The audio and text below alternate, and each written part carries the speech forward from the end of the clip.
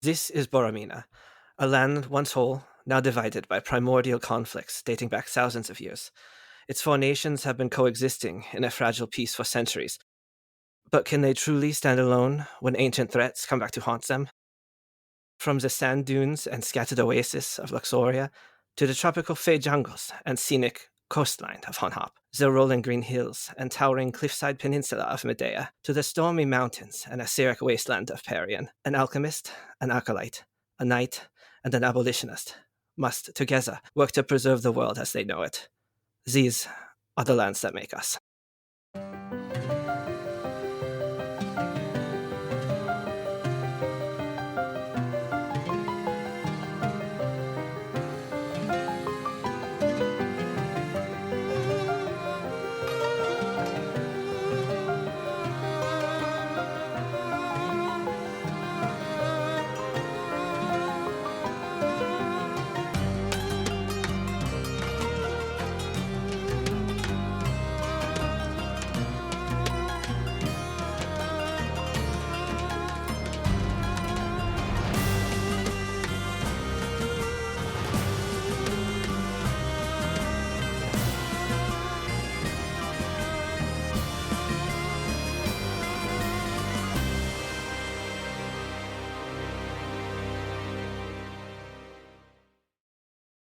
Inara, you straddle the top of this half-collapsed tower. Beneath, you see this dirtied Perian noble, currently roasting a scorpion. You do see a hand crossbow on his waist, as well as mentioned, your sister wrapped in blankets towards the back of against a wall in a dire state, visually, just at this distance. It's just the two of them? No one else? Just the two of them. And I'm guessing because of the blankets, I can't tell if my sister is bound, if she's like a prisoner versus they're both in the same situation At this view, together. it's really hard to tell. I can't tell. Okay, well, as soon as Inara recognizes her sister, she really struggles not to react impulsively, but her claws sort of dig into the stone as she tries to hold herself back. For a moment, she tries to study the area closely, notice if there's any other weapons or signs of other people around. Yeah, roll me an investigation check. Investigation 16. 16. There is a half table near the back with some place settings set up, some cups and plates, and there's a setup for 4 people there. Also note, next to your sister's form is 3 canteens of water and a plate with still some food sitting on it. It looks kind of aged. Okay. Taking note of all of that and making sure to... Can she see anyone guarding the archway? You see the man roasting the scorpion occasionally glances towards it, keeping an eye. The large archway that faces Luxoria stands unguarded outside of that. Inara will scurry back down the wall. Give me another acrobatics check as you scale 40 feet on a slippery surface. It looks like she is coming back down. Yep, good. It's a 7 this time. You make it, it's about 10 feet, sure-footed, and then you are going to just begin to fall 30 feet clear from the sky. You all are watching from the base here. Does anyone try to catch her? Yeah, I think Francis and I would. Francis and specifically says that they were waiting to do that. Both of you give me a dexterity saving throw. Oh, here she comes. Okay. Dexterity. Catch her. 19. Yeah, you win. As Francis kind of gets into position, Sherilyn moves ahead and very gracefully, princess style, catches Inara at her full height. Lessening the impact. Inara, you do, Spider-Man style, still feel like a little bit of crunch to your spine as you're caught, just because of the physics of it. You're just going to take 1d6 of falling damage. 1d6? Yeah, I'll roll it. It's going to be 3 points of damage, or bludgeoning damage. Thank you so much for catching me.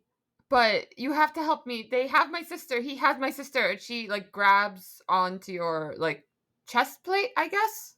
Yeah, breastplate. Mm-hmm. Breastplate, yeah. Your sister. My sister is inside the tower. She does not look good. And there's a man. He looked to be from Perian. And she turns and looks to Plato. He's roasting a scorpion. I can't tell if he's watching her or holding her. But we have to go to her. Yes, this is fine. I'm sure we can figure this out. Maybe they were away from the feast. Obviously, I'm glad to hear your sister's okay. Let's She's not okay. She sets down, Sherilyn sets down Inara and immediately draws her sword. Well, okay, hold on. She waits. Francis will look to Anaya. You said that the man looks like he's from Perian? His clothes, they look to be of Perian origin. He was dirty, sitting over a fire with a scorpion over the pit. I mean, you eat what you can find out here. Francis will look to play like maybe if you were the first face that he saw, maybe we can avoid any unnecessary confrontation as he gives Sherilyn like a very like scolding side eye. That sounds excellent to me. I think enough people have died already. Yes. Yes, let's try talking before swinging. Fine, but I am following directly behind you, Lady Inara. That is perfectly fine. Inara will turn to Plato and be like, "My sister does not look well. Is there a way you can give us a sign? Maybe we should choose a safe word if you don't recognize this man or you think he's a threat to her."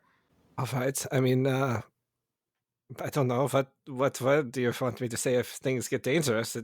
I'm sure it is just someone keeping an eye on your sister who maybe was wounded. I am not much of a healer, so How about bear? yeah, fine. Ah, Lord. I mean, that won't complicate things in the future at all. If we keep it, we'll just be shouting bear, but it's fine. For now, great. Every party needs its gimmick. Ours is going to be bears, apparently. Fucking bear. Don't want that to be the case. Why don't you go talk to him? If he's not friendly or not treating an artist's sister well, find a way to say bear. Fine. Seems like we've made this into an unnecessary puzzle, but I will, of course, go and see if your sister is all right. It is abnormal enough that we will know something's wrong. Is it? What if I say it by accident? Now you've got me in my head about it. Is somebody there? Yes, I walk around to the front of the arch. Hello, I am here. Hello? Who is this? It's, Do you walk to the archway, like the open doorway? Do you show yourself? yes, I pop myself around it. Hello, hi. It's Plato Ardavian. You see the man who you recognize now as a boy, probably 16, 17 years old, if that, covered in dirt. He is very nervously holding a small hand crossbow, the bolt wrongly loaded into it. As you approach, you say your name, and he immediately puts down the hand crossbow and kneels respectfully. He clears his throat. You can tell he's definitely hasn't drinking much water. I am Mikkel Ord, third son of the Ord house. We are not in great shape. You survived the feast, Lord Ardavian. Yes, I was lucky enough to do so. Do you need water? Yes, please. We are trying to we used most of it to keep her cool, and then she got so cool, now we're trying to keep her warm. What is wrong with her? I indicate with my head. Are you alone? I am not alone, but I mean you no harm. He takes a big gulp, and then just kind of takes your water and messily downs it. I'm sorry. Okay, wait, not all of it, thank you.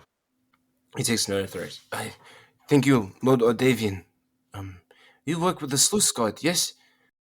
Yes, our country, Lord is not what we remember. We're not doing that exactly anymore.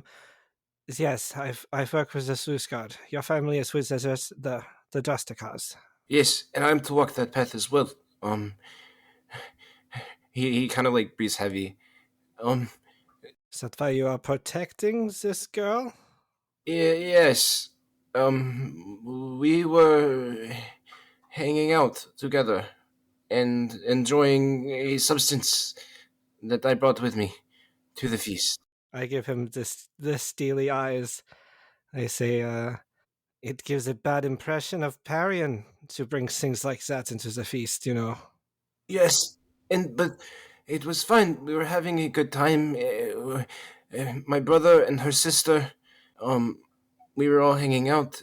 But when we heard the noise, that ungodly scream of death, and we saw what happened, she kind of broke down. She took the rest of the slip that we had. She took way too much. Ring slippage. Terrible. All right. I have to figure out how to communicate something. 1 second. There are no bears. He looks around very confused. Inara turns to Sherilyn and Francis and goes and looks at you and goes, What does that mean? Does that mean Did he say bear? No bears. Wait, he said the word, but he's saying that is not. Oh, Inara tries to figure out if that is a message or not, and then she goes, fuck it, and then runs in. Wait. No, damn. But she is empty-handed. Like, she runs in to see what's going on.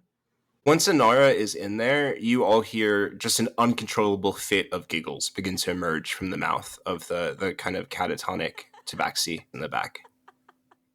Are you Inara? Yes. Where's my sister? What have you done to her? She was overwhelmed. She took too much. She did not know her limit. She did not know how strong it was.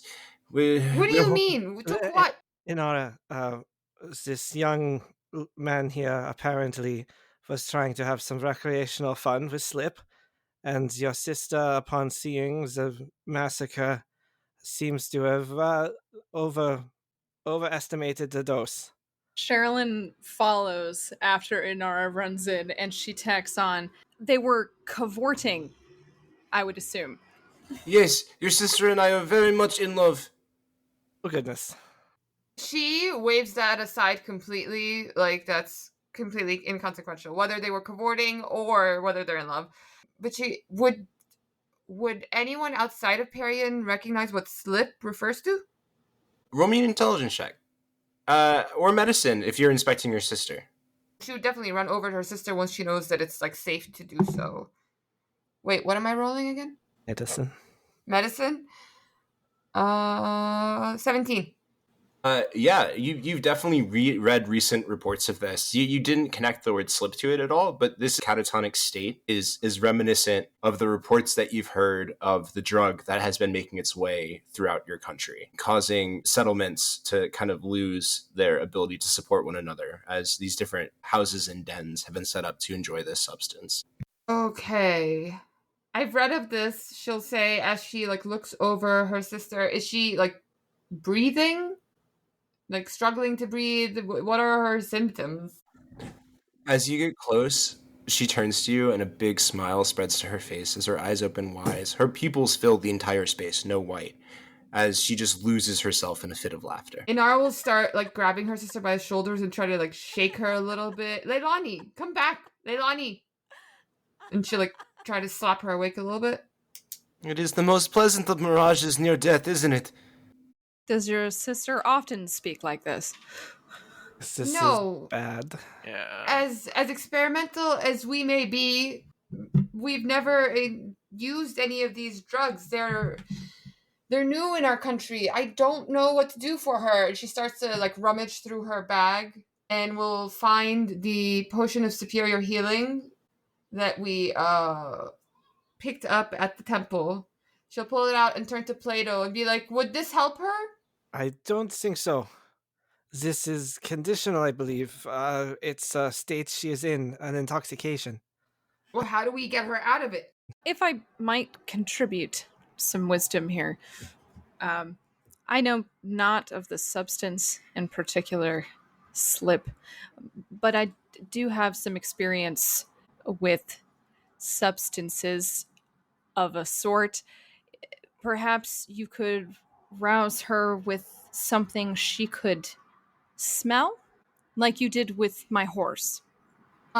She, like, I'll try anything, and she'll, take out the smelling salts that she has in her bag, hold them under, Leilani's nose. She takes a deep inhale through her nose, and begins sneezing and laughing and sneezing and laughing, kind of in fits. You see her begin like throwing her body on the ground, but unable to get further with the heavy blankets kind of surrounding her, as she kind of like rolls a bit. Well, that was my suggestion. Uh, Shall I hold her still for you, Lady Inara? I don't know, and she'll turn to Plato and be like, what do I do? No, physician, I'm sorry, I've not dealt with all that many cases. She has gone through the part where she has fevered, and now she is being protected from herself. What is the next stage? I'm not sure. I've stayed mostly away. I don't think anyone has ever taken that much in one dose before in the history. Recreationally, you wouldn't, I think, get to this state. It is not of regular. I look towards Francis and Sherilyn, who have healing magic. You should not get her to vomit. There's not enough water. There is, if nothing we can do to immediately reverse it, we should simply make sure that she is well nourished and protected, and maybe we'll see if she can overcome this on her own. I will not take that risk with my sister's life. I can't just sit here and watch her slip away. Oh, I should say, your sister, my brother, they're very much in love as well. But they saw your message. She shut it down with a slingshot. They are, they did not know. They recognized it as yours. Apparently, they told me all about you, and they recognized it as your creation. They thought maybe you were trying to get a message to them, and Where are they now? they're trying to bring it to the capital. They felt bad that You're telling me Sema and your brother are alone in the desert? Yes, they will send any help they come across. They said, but your sister said they had no choice. They needed to get the message to the Vizier. Oh my gosh. And she needs to take a second, so she just closes her eyes, stops ripping out, and just takes a deep breath to try to center herself. You're an alchemist, though, right? They told me all about you. You're the smartest of them. Yes, clearly. Do you make an antidote? I've seen something like that work before. Do you have any more of the slip? I mean, there might be some on her fingers. She just kind of grabbed the rest of it right up.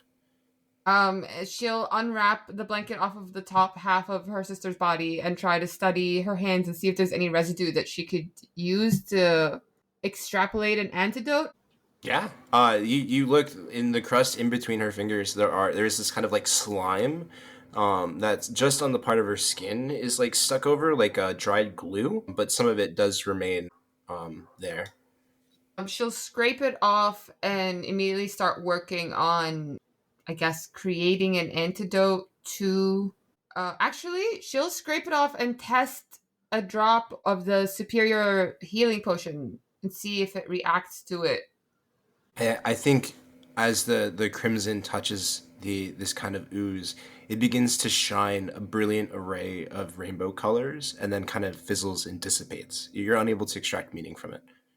You're not sure how they'd interact. What dissipates? The ooze or the crimson? Like it makes the potion, the crimson liquid, turn this rainbow of colors and then kind of slowly dissipate around it.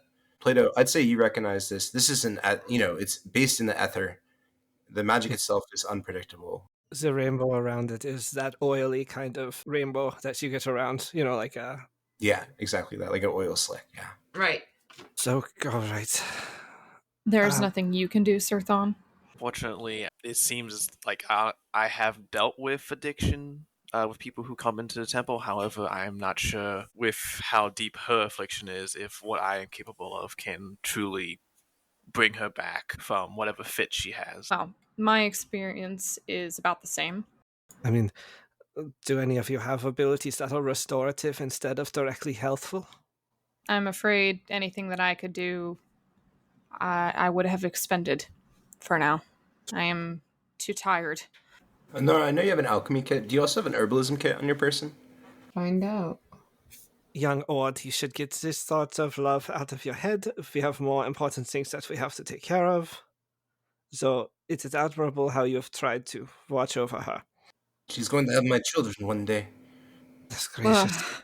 Inara mumbles idiot under her breath. Well, we will have to bring them with us. Love struck in a cave. Thieves' tools, tinker's tools. No herbalist kit. Yeah, I mean, you can try to, with the ingredients that you have on your person in your alchemy kit, you could try to create an antidote of effects that are opposite of what she's experiencing, right? Like, that she's on this kind of upper high of these laughing fits. You could try and put some calming substances together. And instead of try to derive from the substance an antidote, you might be able to put together ingredients that you do have to create something else. I would totally allow some sort of check there.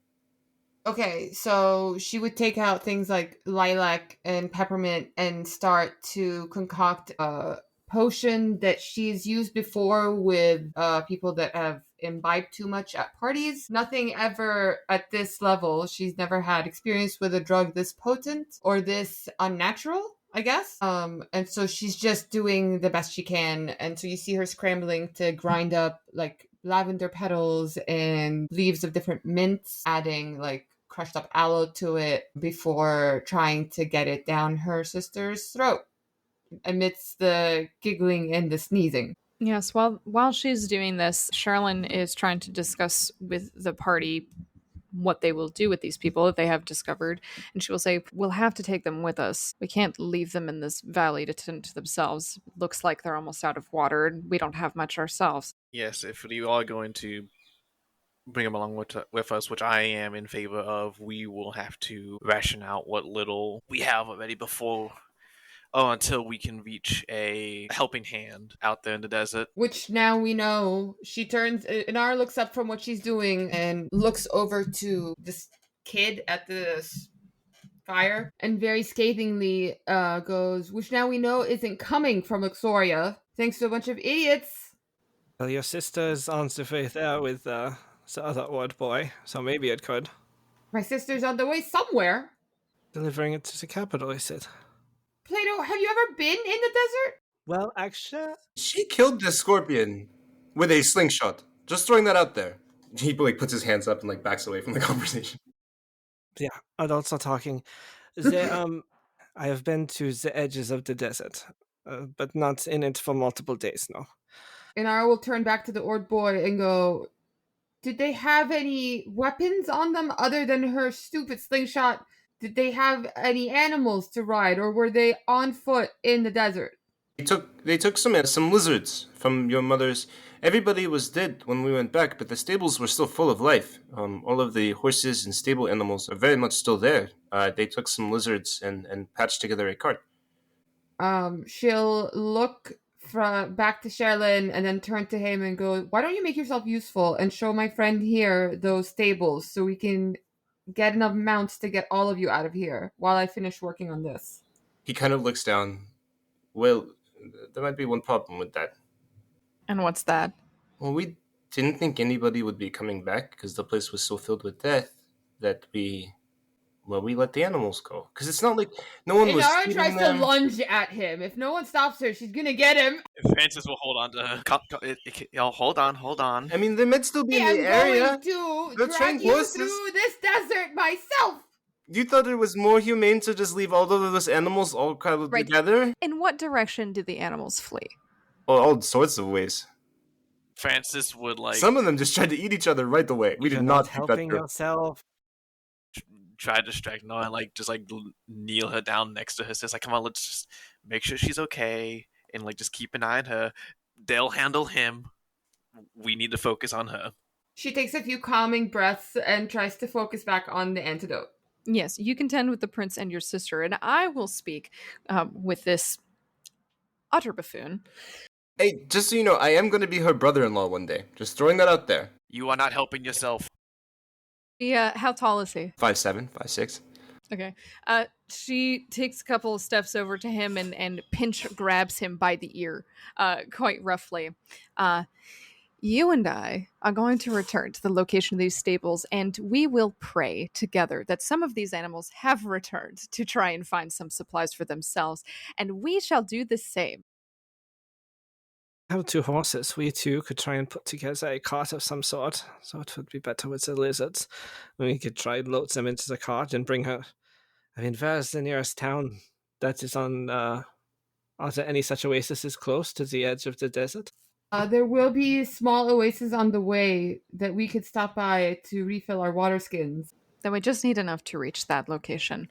So, Plato, why don't you come with this young man and we will see to the situation of animals and carts and supplies and such. Right. We at least can maybe find some extra water skins for the horses and some feed to bring with us. All right. She lets go of the man's ear and pushes him on his back between the shoulder blades as a get moving motion. As the two of them walk out, Plato lingers for a second by Inara and says, "I mean, the worst comes to worst, the Ord family is quite respected for St. Perians. She glares at you and goes, "My sister has bedded men in Luxoria that would put that boy to shame 1,000 times over. The fact that he believes that she would actually marry him is ridiculous. Just keep him away from me until I get her back." Sherilyn hears the raised voice of Inara from inside, leans back in, grabs Plato by the arm, and pulls him come on, everyone touching me so much. All right, you continue making your brew. Go ahead. We're gonna do let's do an intelligence check plus your proficiency bonus because you're using your alchemy kit. I feel like there's got to be a better skill. Let me look at the skills real quick. There's got to be anyone have any ideas here? For like medicine making? Check. What do you say? Like for medicine making or for... Oh yeah, I guess it is technically a medicine. Yeah. I like medicine for this role. It could be medicine or nature. I'd be like, I'm using like herbs and whatnot. Yeah, absolutely. Medicine or nature, whatever you feel is most appropriate, adding additionally your proficiency bonus because you're utilizing your kit. 18. 18? Yeah, absolutely. It takes you a little bit to whip it up. In the meantime, Francis, are you staying? Yeah, Francis is going to be with them and like kind of slowly feeding Sister like water through his own water skin. It's super hard. She's like laughing and coughing it out. It's definitely it's kind of like when like you're trying to give a dog a pill, like you put it in the throat and like rub the throat, kind of like to force him to swallow. You all make it back to the stables near the pavilion where Sherilyn called forth Harkin following the events of the feast. The place is almost completely destroyed. All of the gates broken by animals escaping, all of the feed gone and eaten, and the only wildlife still present, but present in number, is the war horses of Medea. They have not left their spot. Untied, but completely content with their existence where they are until new orders are received. They remained in the stables. There's a good 5 war horses still remaining. Ah, you see that. The states of the Protectorate loyal, as always. Sort of eerie.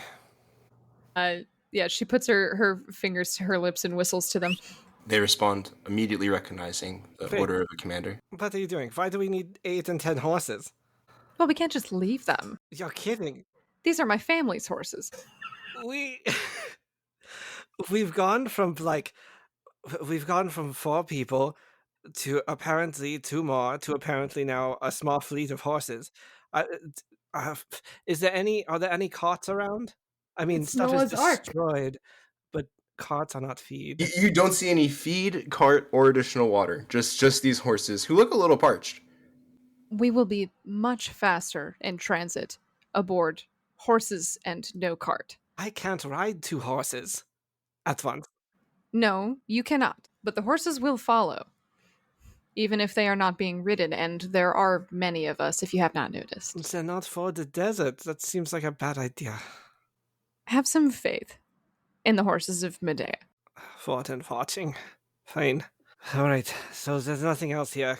Is there any way, can I look around, see if there's anything? Yeah, go ahead and roll me an investigation check. Yes, I think they would take some time to look to see if there was absolutely anything, because I think what we saw upon leaving was that the food on the tables and everything had desecrated. But I think she would be looking kind of on the outskirts to see if there was something that got missed by this, like, evil aura that made everything rotten. I only got an 8, so I don't think I find anything. I will also check. I will say, very evident, even with an 8, as do your eyes kind of cross over where the people are, where that like large array of death is. Is that a natural 20? Yes, nice. That's 20 plus 4.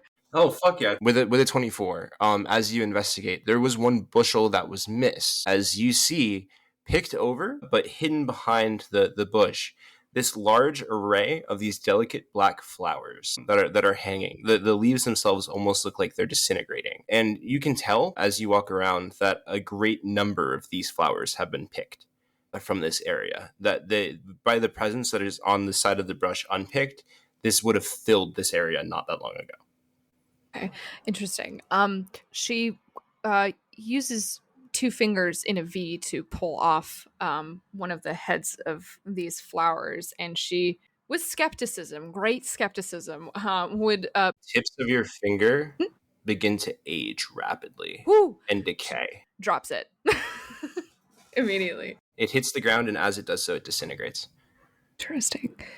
Very interesting. What happens to her fingers when she drops it? They're like numb and colorless. Even in a gauntlet. Yeah, I mean, you can't see them, but you can feel it through them. Yes. She takes a sack, like a hemp sack that would have been used to bring food here, and she tries clasping a flower with the sack. You're able to do so, keeping 2 layers of protection from the life of your hand and this flower. Should Plato be nearby, she would crane around to the corner to call out to him and say, "Perhaps we should bring some of these to Lady Inara," and she tilts this potato sack back in the direction so he can see. You think it is good to encourage her to mess with strange herbs? I think she has messed with far stranger things than flowers. And Fine. Plato, with your 8, as you are looking the other direction, you see these flowers as well, beginning to bud out of the ground, surrounding this scene of death. I look over to them and then back over at Sherilyn and I say, Oh, do not touch them. first a cadaver and now death flowers. You are attracted to this dead stuff. Inara, with your solution and elixir, you have a very hard time. You need Francis's help kind of pinning Leilani down to get her to ingest it. But when she does, the effects are immediate, as color begins to return to her face, and you see her body become still, and her eyes close, and her body begin to warm, as for the first time in what you can tell is a while, based on the lines under her eyes, she has fallen asleep. Inara holds her breath as she watches her sister's reaction to the potion, and when she sees her start to relax and actually like have color back in her cheeks, calm down, Inara herself starts to calm down a little bit, and only Francis is there, but Francis would notice like tears rolling down her cheeks as she realizes that her sister might be okay. Francis is like, when he sees the physical reaction to the potion, like would do the kind of like medicinal check of like seeing like if her temperature actually is going down, her pulse is still there, and when he's done with all that, he would kind of very like nonchalantly look back at Anara, and then seeing her reaction, he would very like almost like casually and like calmly just like pat her on the shoulder, like she's just gonna be okay. Everything's fine. She'll lean against Francis and thank you so much for helping her and me. And then turn around and go, where did the idiot go? Francis will pause for a moment, kind of like realizing, oh, like she's on him, and then like kind of like look over his shoulder as well. It's like, I think Sherilyn and Plato took him. But don't worry, we are returning with many horses. And flowers. But before we return, in this scene of the crime, as it were, I'm assuming there's no more sound coming from below or inside where we were before. Sound to be picked up. I think Sherilyn would insist on checking inside to see what happened. Are you kidding? Very serious. I almost died inside. I don't want to go back in. Then stay outside and make sure that no one comes in after me. All right. Or then I will stay out here with your 10 horses. Wait, I'm only seeing 5. 6, if you count mine.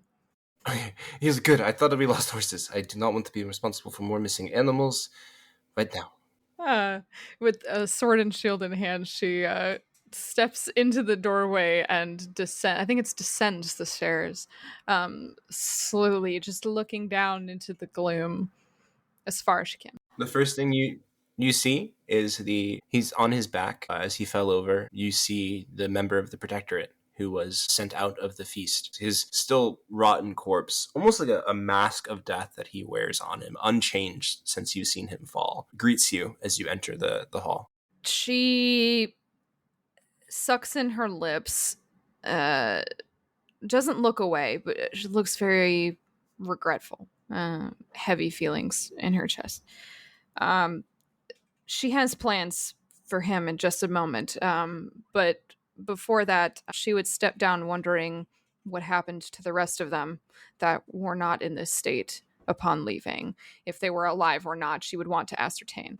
Yeah, you head forth into the feasting room. You see prominent, still half cut away, is the massive wall of thorns that remains, roses covering it, that was utilized as your wall of escape. You see on the other side a few bodies cut down and bound that kind of dot the room.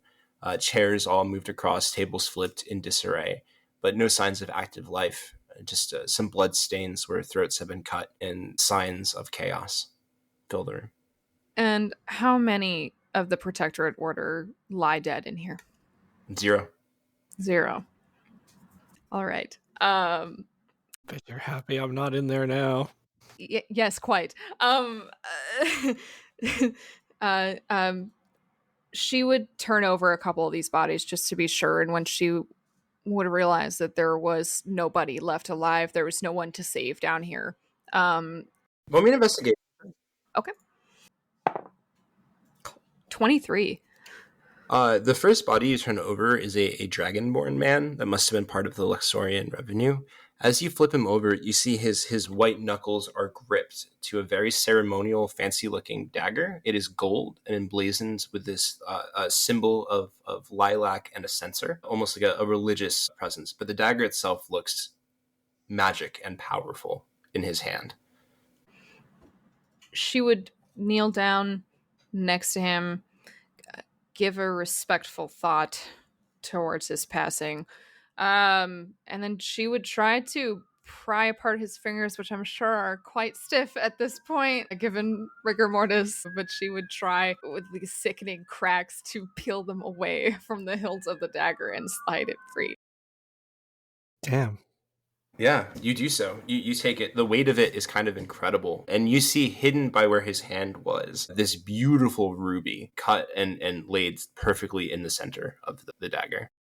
She looks upon it not with greed, but with intention. She means to bring this back to Inara, so she will find the sheath for it on this person, replace it, and take it in whole with her as she leaves this space. As she does so, she fastens this to her belt, and then upon passing Sir Harrow's desecrated corpse on the stairs, she would hook her arms under his shoulders and begin dragging him up with her, which Plato would see as she entered the doorway back first, hauling this corpse. We're not leaving here without a corpse.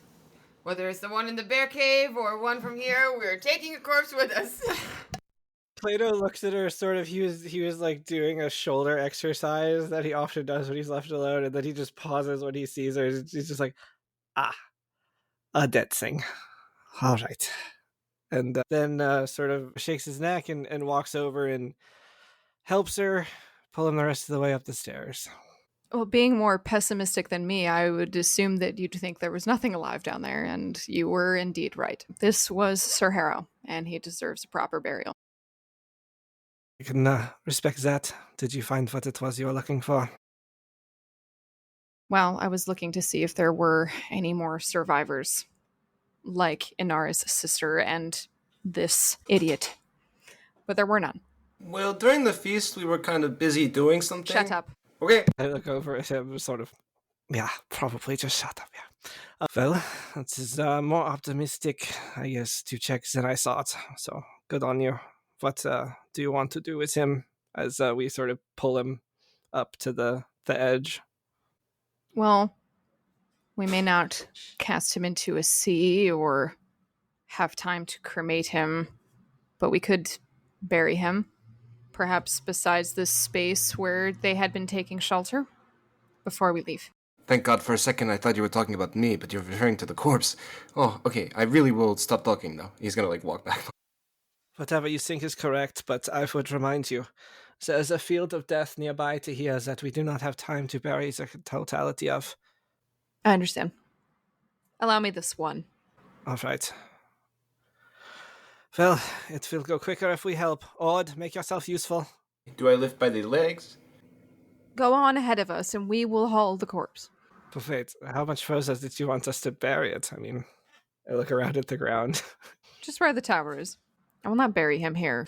That's fine, but I am not very strong, so it will take all three of us. And I guess we bring the corpse back to the tower. I'm sure everyone's going to be super excited. We return with a potato sack full of flowers, a corpse, a magical dagger, and 5 horses. We come back and Plato gives them a look like, I've Francis will just like watch them like go by the entranceway, and like as he pokes his head up to see what you guys are doing, he just look at the haul you guys brought back, and then just like, I thought you guys went out to find just animals and carts. Well, did not go exactly as planned. I can see that. But we did find transportation. She gestures to the small army of horses that are standing outside now. Right, and where does the potato sack and corpse come into play? Well, the potato sack is for Lady Inara. But before you get excited, No need for potatoes. it's full of death flowers.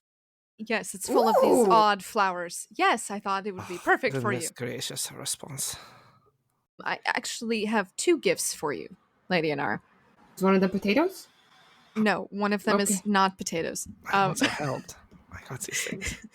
Just temporarily leaving the corpse behind the corner where no one can see it. She steps inside with this hempen sack and tilts it forward so that Inara can see all of these black flowers inside of it.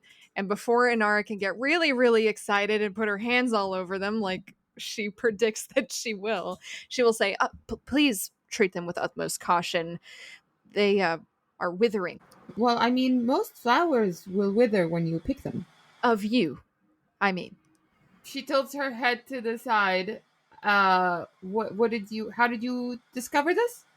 She unfastens the clips on her gauntlet and pulls at the fingers to slip it off to show her hand, which I suppose is now slightly wrinkled, looks aged. You can't help but shake the reminiscent between the corpse behind you and those fingers as you take them in at once. Wait a second. I look at the hand, maybe presents the idea, as I look at closer to the flower and I look at the hand and then at the bodies behind. I say, a possible poison. It's definitely not a medicine. She says, and then she'll start studying Sherilyn's hand. If it was introduced to the ale supply at the feast, it is likely what caused that mass event of death. But we all drank. Not at the feast of the miners. The ones outside. And she would allow Inara to look at her hand. She will digest that information for a moment, realizing that this was meant for her sisters as well. As she studies your hand, and very quietly will take out the second potion from her bag and is going to try putting a few drops of it onto Sherilyn's hand. Yeah, nothing happens. She'll look up at you and go, I don't know how this would work. This flower is new to me and I've yet to study a lot of its effects. However, this potion is meant to reverse aging and restore vitality. I don't know what would happen if you drink it, though, because only your hand is older. So, potentially, you would be a child with an adult hand. She would retract her hand. And she'll hold the potion out, like, if you want to drink it. If you want it. She retracts her hand, replacing the glove, and she'd say, it is no bother to me. You may take your time with these things that I have found you, and if you discover something of use later, then perhaps you might try again. You are making habit of mending me. Do you have any other way of handling these flowers outside of the bag, or... I'll figure that out, no problem, she says, and shakes her little bag of Alchemist supplies. That is what I'm worried about. Even a glove, a gauntlet, was not enough to stop them, so please treat them cautiously. But there is one other thing I have for you. There's more? I thought the hand was a second surprise. And she, claps her hand and goes, oh, goody. Yeah, what is this second surprise? She's delighted by how excited Inara is. She has a bit of a salacious chuckle. And she unclips the dagger from her belt and holds it out to her. I found it while investigating the scene of the dinner. Well, I'm assuming Inara would immediately recognize it as something from Luxoria, but does she recognize the specific dagger, Robbie? She Like who does. it belongs to? You do. This dagger belongs to the hidden scribe. Where did you find this? And she, like, almost reverently reaches out, gingerly trying to take it from you. In the hands of one of your party fallen at the banquet. I don't know if Tabaxi's face can lose color because of the fur, but she visibly looks like shocked and then tries to clear her throat and go, did you recognize the person? What do they look like? Dragonborn with red scales, evidently. And she breathes like a huge sigh of relief, knowing that the hidden scribe is not a dragonborn. That does accurately describe his main bodyguard, though. Okay. So she'll close her eyes and maybe not a prayer, but send a quick thought to the soul of the departed bodyguard. But go, this belongs to someone very important and dear to a lot of us back home. Thank you for bringing it back to me. And she'll take it from you and then get up on her tiptoes and she'll give you a kiss on the cheek and whisper, I'll always be there to mend you. You're too beautiful to break. She her cheeks turn crimson, and then after she lowers back down onto the flats of her feet, she would give you a quick bow at the chest. I guess she'll pocket the dagger and turn and check on her sister to make sure she's still doing okay. Breathing has stabilized. Are you attuning to the dagger, or just putting it away for now? I can attune to it? Yeah. Plato watched the interaction between Inara and Sherilyn and sort of turned around and then went to start digging. Yes, she'll exit after that, not mentioning that they dragged a corpse there to Inara and Francis and this woman. You see Plato go out and go to the left and then like drag the corpse across the front of the Francis just tilts his head and be like, What are you doing, Plato? A favor for Sherilyn, I suppose. And like he'll walk over to Plato and just see the corpse of this fallen knight, and like he'll take a few moments of like just like silence and look at him and try to like piece it again and be like, do you need help? Yes, you might not know him as intimately as Sherilyn does, but you might recognize him from passing him on the staircase as we exited. Yeah. She would have a bit of a surprised look on her face. Her eyebrows would raise. She would say, that is kind of you to offer. We would very much appreciate your help.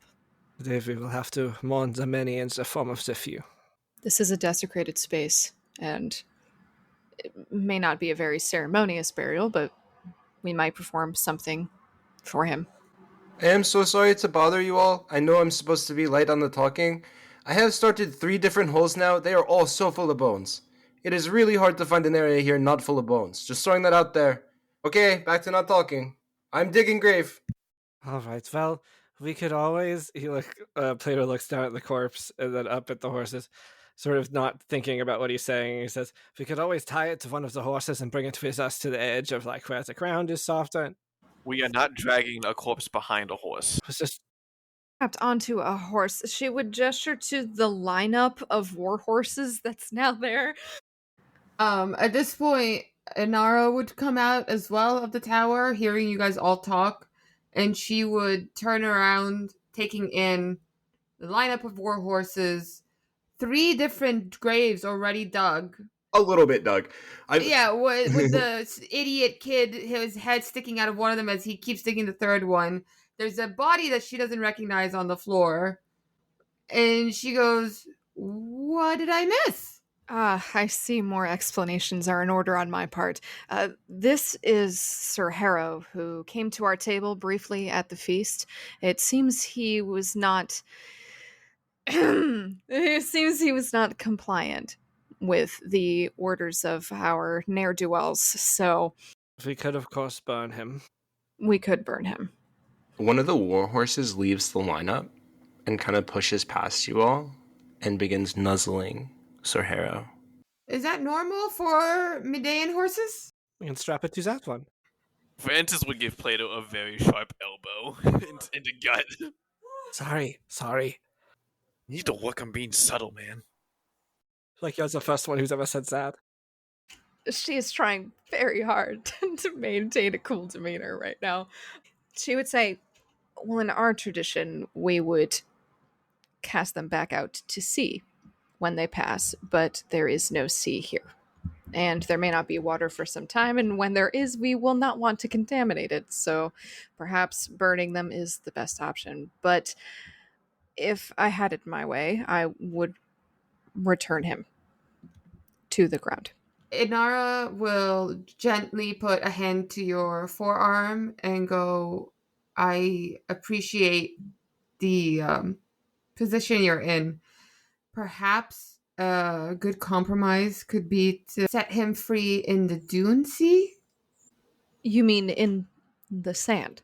In the desert, in the sands, where the souls of our ancestors, we believe, reside. I feel like he would be in much better company. And then she'll look into one of the holes, and he said it was full of bones, human bones. Yeah, she'll look down. She's like, I definitely don't think this is a fitting resting place for someone that is dear to you, and I would not stand for that. Yes, quite right.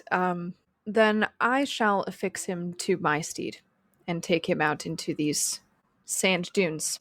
You sure you don't want to use the one that seems to already be into the dead body? We could have 2 cadavers right now.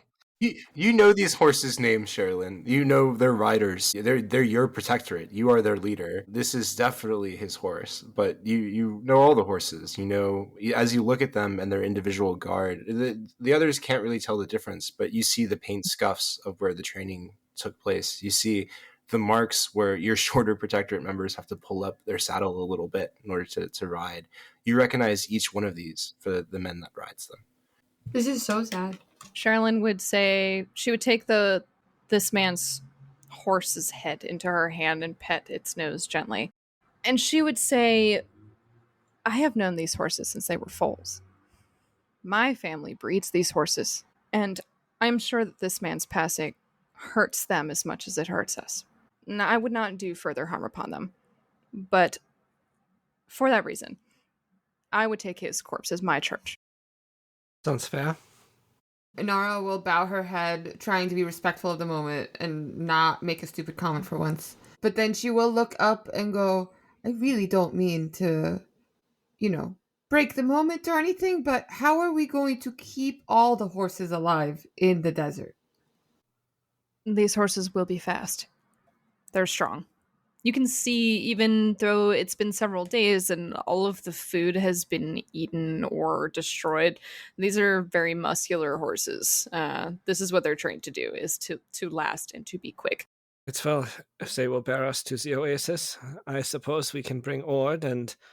Inara, can your sister ride? If she ever wakes up? I can hold her. No, you can fuck off, she says but- to him and turns around. I turn to Inara. But wait, this is useful. We need someone to bring her. We have little rations we must set out as soon as possible. I could teach Inara how to ride, and she could take her sister. Thank you, Sir Sherilyn. Did you have success with your man? What was that? Leilani told me that she hoped you were still alive and that you had found your man. Inara will look quickly to Francis and look away. Yeah, Francis hearing that will immediately just glance at Inara and then just go back into the tower to tend to her sister. She'll turn back to the Ord boy and go, how about we focus on surviving this first, and then we can go back to topics of men. And she looks him up and down very demeaningly. Wait, you're a prince? He looks towards Francis.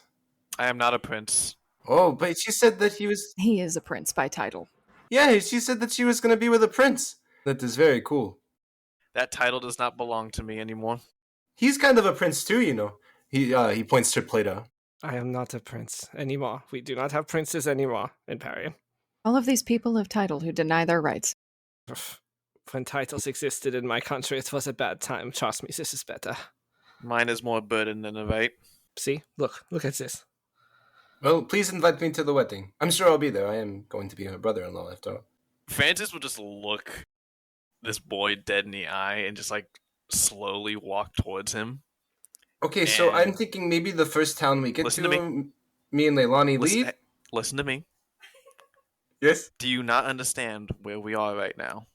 You are in the middle of very inhospitable territory, going into the desert, which, as far as I'm aware, you have never gone to. Half of us have not gone to. So please help us help you and be less of a burden than you already are. Okay. I will take a vow of silence. Thank you. I vow to be silent. I will show you how to tack the horses while you are taking your vow of silence. When he says that he was going to take a vow of silence, Inara will turn to Francis and be like, I could marry you just for that. Francis won't say anything and just go back into the tower.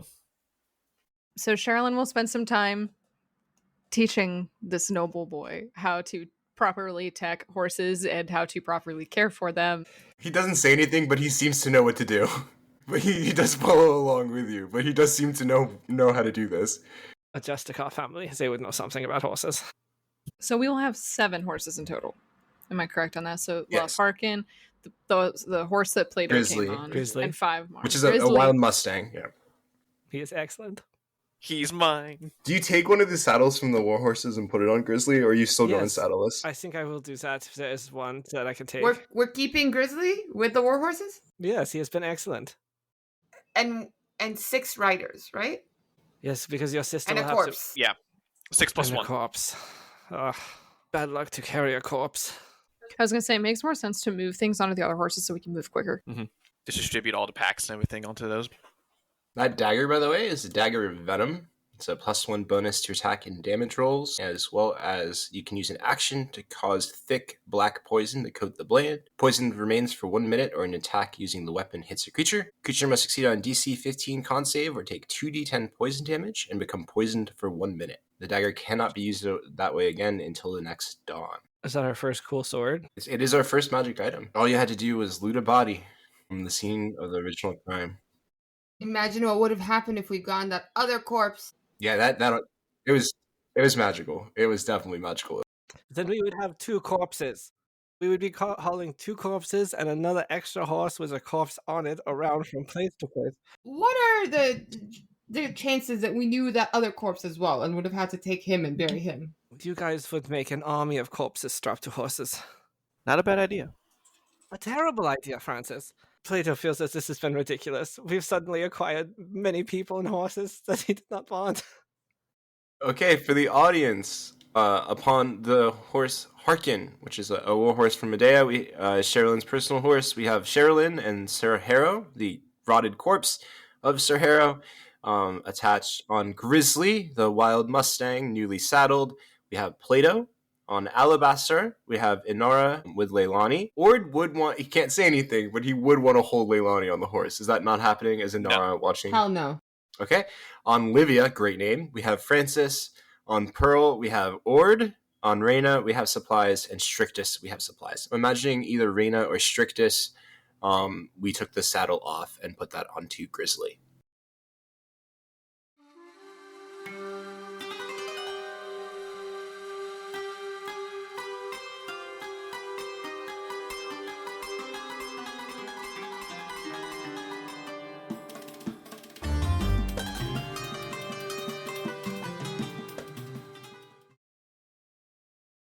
All right, as we take towards the desert, what's our marching order here as the dark earth gives way to sand? Leilani's state has not changed. She is a much more reasonable temperature now on the back of the horse with you, Inara. She's still unconscious and she's still sweating, but you hear kind of a low purr in her sleep from behind you, the vibration kind of going through your body as she leans against you as the horse rides. I believe Inara would follow behind Sherilyn on Harkin to help guide as much as she can in the desert and also keeping like an ear out / eye on Leilani's condition as we start our journey. Also, she would make sure that Ord is positioned in the lineup as far from her as possible.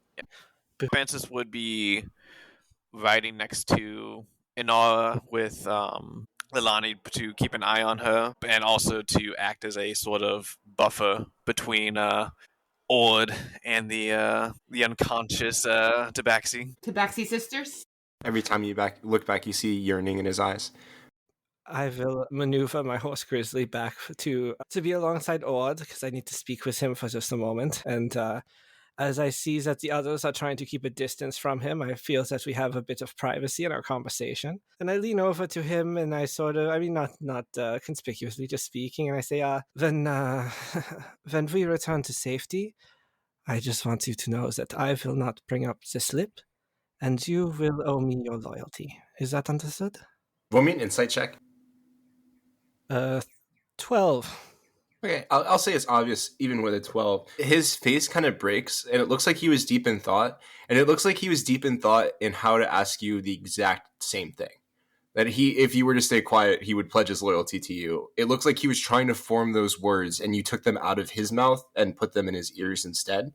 As his face goes relaxed, as he just nods. He doesn't even say anything. He just double thumbs up. Excellent. When we reach whatever oasis we reach, I will try to install you as a nimbus. His face goes a little pale, like dealing with the weight of that a little bit. But he continues to nod. They can get you, hopefully, maybe safely back to Breg. And I would say perhaps to forget that girl. Though I know you will not listen to me. When she awakes, she will speak for what she wants. And I'm still saying what I am saying. Guard your heart. He looks a little broken by that. And as long as my father does not learn of the slip, I am sworn in your service. He will not, and you will come when you are called. He reseals his lips, having broken his vow. And I pull ahead a little bit so that he's bringing up the rear. Having left as soon as possible after having traveled a ways, she would look back at Inara, who is not far behind, as she said, and ask, how long until we reach the oasis? If we don't face any trouble along the way, we should make it there in 2 days' time on these horses. Where are you headed? Just a small oasis, like along the way. One of the places that Inara and her group stopped, the last stop they made before reaching the peace meet. I do have drawn here on the map the routes each of you took to get to the peace meet. And the party joined together. So the party joined together is currently the light blue. As the Valley of the Ancients, the dead earth gives way to the sloped sands of the dune sea, the wind begins to pick up and the heat begins to swell as you all take to the sands. The horses take a little bit to regain comfort with their footing as they take to the sands, but the dune sea is sturdy against the wind. The dune's massive, but you guys maintain a pretty straightforward path, leaving the Valley of the Ancients, kind of along the border between Luxoria and Perian. The path you took from the capital is that red dotted line. You went through the Dar al Yaqin College campus city, so kind of on the opposite side of the Dune Sea here. Okay, so I would imagine there was like an oasis somewhere here. How far would Marsanoa be? What is that? Marsanur is the resort town. Well, We if could travel- head towards there. Question: as we leave the Valley of the Ancients and start to really, delve into the desert, is there any sign of Sema and the idiot's brother? None that hasn't long been whipped away by the constant sands of the desert. Yeah. Okay. Agreed that we would go further south. Absolutely. And Inara, you seem to be leading the path here. Why don't you go ahead and give me a survival check at advantage as you navigate the desert. It is a beautiful day for travel in Luxoria. The winds seem clean, no sandstorms on the horizon. The temperature hot but moderate enough to not be uncomfortable as some of you kind of peel some of your layers off going into the desert sun. So, yes, is there any chance that there's an oasis between the Valley of the Ancients and Marsanoa? There should be anyway. Oases. There's all hundreds of along. small oases. Yeah, all over. The idea of just heading south and looking for a small oasis, Right. there's an idea that you could find one that hasn't been found in a while or isn't mapped that is much closer than the ones that are well known. You know what I mean? The oasis is dot this desert. I would say she's somewhere like that. She knows of an oasis somewhere in this general area. Are these rivers that feed out from? They are dried quarries that come all the way from Perian that Yes. extend into the Dune Sea. They are the end of the chasms. One of them does have water, the one that extends from Netter's Rally. Makes for easy transport from Netter's Rally to deeper into Luxoria. Perhaps we should aim for That should be that. our goal. Yes, that should be our goal. You're going to head due south through the Dune Sea proper, alongside the ridges that that border Perian to the river that connects Netter's Rally to Mont Noir. Sounds like a plan. Go ahead and roll me that survival check at advantage as you kind of group this large swath of horses and begin heading through the desert. So if we do this by rolling out a map, I hope, and we have all picked this course together. Do you all have a map? I think Plato definitely does. You roll it out. It's a little bit dated. You see the signature, very old of Valentine in the bottom right hand corner. Yes. And I think it's one of those things where Perian is quite large on it, and other countries are maybe represented a little bit smaller and do not have detail. So I'm like adding the detail of Inara thinks the oasis might be, and like adding the name Mont Noir to the town, the unlabeled resort town on the bottom. Actually, that might be one town that the Perians have been to. But yeah, It's newer. It's new. It definitely wouldn't be on the map. Yeah, it's a newer So city. yes, he stencils something in there. This is the map he would normally use for the maintenance of the canals, but he's adding to it in these other countries, and we will use that to part our way down. But yes, if we travel along the ridge, there's at least a chance we might catch a rainstorm. I mean, that's very, very hard to imagine. It's going to be a long trip.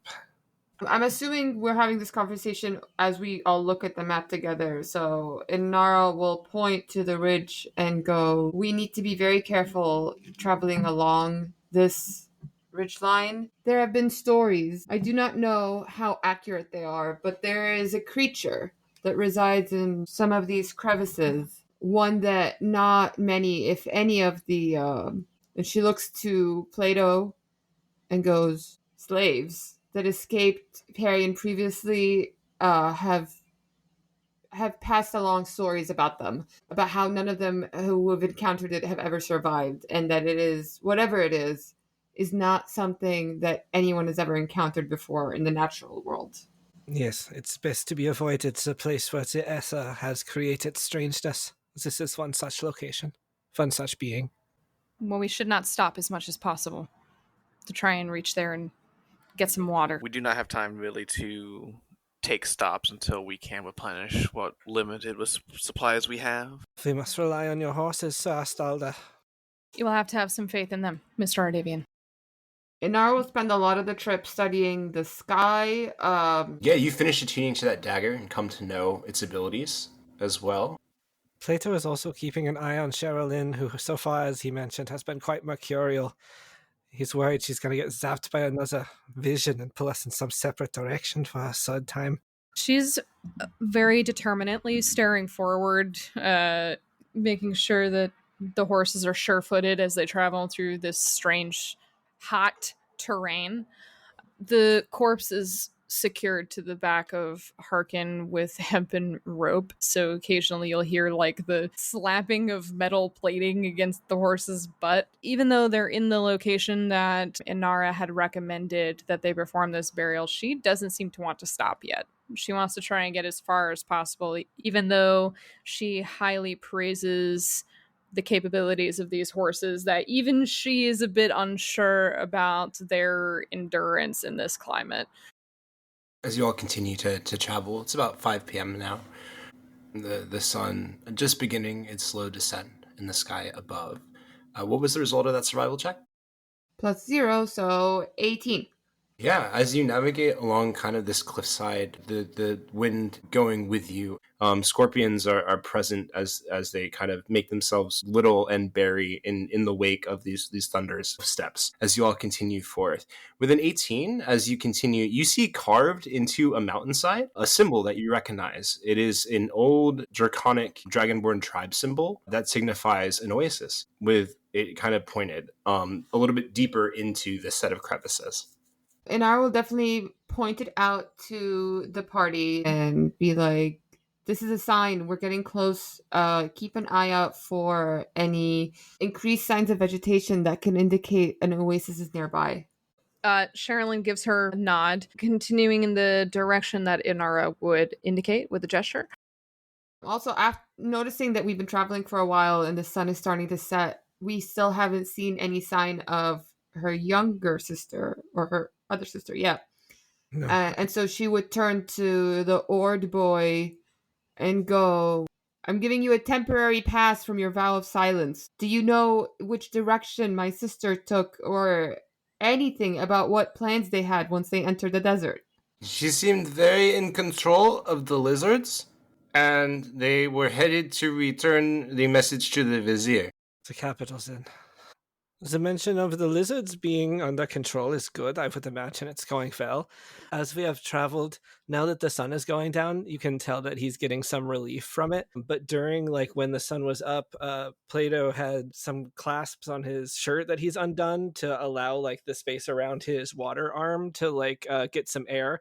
Because, the heat of the sun heating the water has caused sort of the shoulder there to go flush and red. And it's very, you can tell he's sort of uncomfortable. And now that the sun is down, he flexes his hand and a little bit of ice sort of starts to form on it to give him some relief. I think this is a shared sentiment with most of the party. The horses, never having traversed the hot sand before, probably would have these, not severe, but they would have burns on their legs, just above where their hooves are when they were sinking into the sand, which would still be aching every time they took a step. Sherilyn has tied up her hair, which is normally shoulder length. She's tied it up because she was sweating profusely in the metal armor that she has been wearing this entire time. And upon you mentioning having not seen your sister, Inara, Sherilyn would add, and no signs of Diana either. The desert is large. Perhaps they'll run into each other. Perhaps. Wouldn't that be something? Stranger things have happened. I assure you, so long as she has that Dragonborn with her, she has the best survival chances out of all of us. I am trying my best to believe you. As you'll have this conversation, you kind of follow the inward crevices here, kind of leaving, not the desert proper, still feeling the sun, but gaining some coverage from the wind as you go in between these two rocks. You see at the end of this, that vegetation that you were looking for as you come face to face with this hidden oasis within this mountain range. Visible before you, clean drinking water running off of the hills, collecting in this little pool with that same symbol from the Dragonborn tribes above it, marking safety. Plato brings Grizzly around in the circle and to a stop, much easier with the reins and saddle, and investigates the symbol, then looks over to Inara and says, what is that? As he goes to draw it in his notebook, having a little bit of difficulty bouncing on the horse. She will maneuver Alabaster closer to Grizzly as she looks up at the sign and she goes, it's a symbol drawn by the nomadic Dragonborn tribes to help lead travelers in the desert to the many oases that they've discovered. You know, I have acted as escort once or twice in this area. I never knew what it meant, but I've stumbled on a spring like this once before. Well, anytime you see a symbol like this, you should know that a spring of such size should be nearby. It's good to know one's benefactor, especially when it comes to water. She smiles at you. And it is safe to drink. It should be, yes. Everything here should be safe, or it will be otherwise indicated if it's already been discovered by the Dragonborn. So just keep an eye out for any signs. As you can imagine, written documents don't last very long in the desert. So most of our communications will be left as messages carved in rock. Plato starts watering the horses and using his shape water magic to refill the canteens by sort of spouting the water up into the canteen. You see on the other side of the oasis pool, as you begin leading the horses to water, the sands begin to shift in about a 5 by 5 pattern, and move as something is moving underneath them. Inara? It then stops pretty suddenly. Everyone needs to be very still. There are creatures that live under the sand in the desert, and they usually respond to vibrations from people's feet. And she looks to the closest horse to where that like shift in the sand happened to see if it's like headed towards the movement of the horse's hooves, I guess. As you watch, you see the sand begin to again disrupt, this time right next to the horse. As the sand begins to crater open, and you see mandibles begin to extend, locking onto this horse, a massive insect like creature raises itself from the desert. I had a feeling, I swear to God, as soon as we got into the desert, I was like, something's gonna come out from under the ground. um, Hearing the hoof prints, this ankeg, this gigantic insect, almost termite-like creature, raises its huge insect-like mandibles and just locks this horse into its jaws. I need you all to roll me initiative.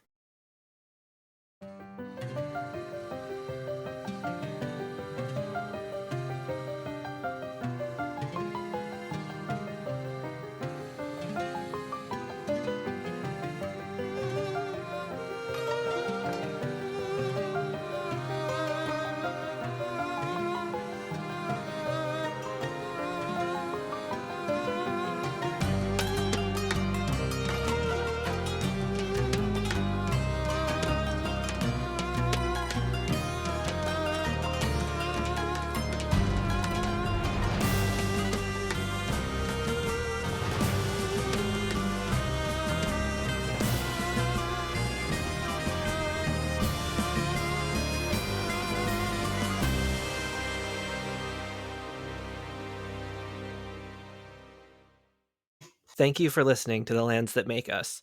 Theme music composed and produced by Dustin Goddard. Cover art by Julia Folkart. You can discover more of Julia's art on her Instagram, linked in the show notes. Share our adventures with your party, and we'll see you next time.